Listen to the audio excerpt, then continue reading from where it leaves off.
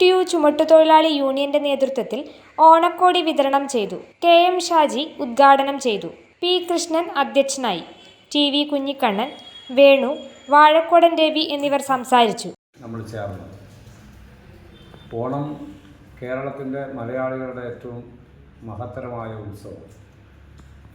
ഓണത്തിൻ്റെ സന്ദേശം എന്ന് പറയുന്നത് സമത്വത്തിൻ്റെ സന്ദേശമാണ്.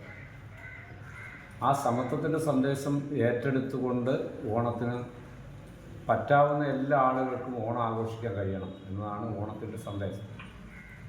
അതുകൊണ്ടാണ് ഓണം ആഘോഷിക്കുമ്പോൾ, മലയാളികളെല്ലാം ഓണം ആഘോഷിക്കുമ്പോൾ, ഈ RSS മാത്രം ആഘോഷിക്കുന്നില്ല വാമന ജയന്തിയാണ്.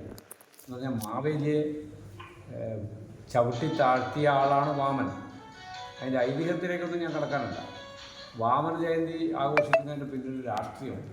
എന്താണെന്ന് ചോദിച്ചാൽ, ഈ സമത്വത്തിൻ്റെ സന്ദേശത്തെ ചവിട്ടി താഴ്ത്തിയ ആളെ പൂട്ട് പൂജിക്കുന്നുവെന്നാണ് RSS ഉദ്ദേശിക്കുന്ന ഒരു കാര്യം. അതുകൊണ്ടാണ് മലയാളി അതിനെതിരായിട്ടുള്ള പ്രതിരോധം എന്നൊക്കെയാണ് എല്ലാ കാലവും.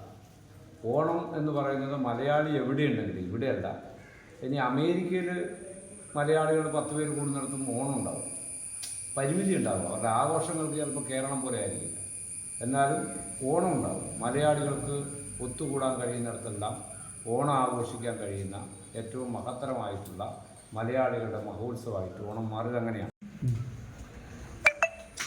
ഓക്കെ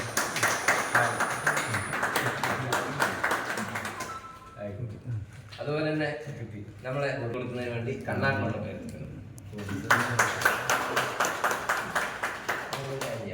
എല്ലാവരെയും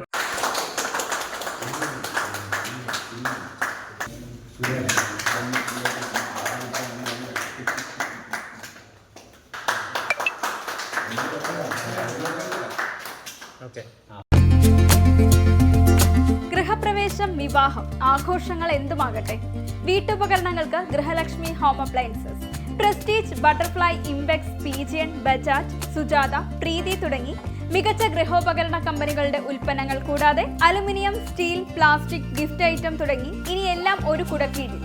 കുറഞ്ഞ വിലയിൽ ഗുണമേന്മയുള്ള ഹോം അപ്ലയൻസസ് ഇനി നിങ്ങൾക്ക് സ്വന്തമാക്കാം.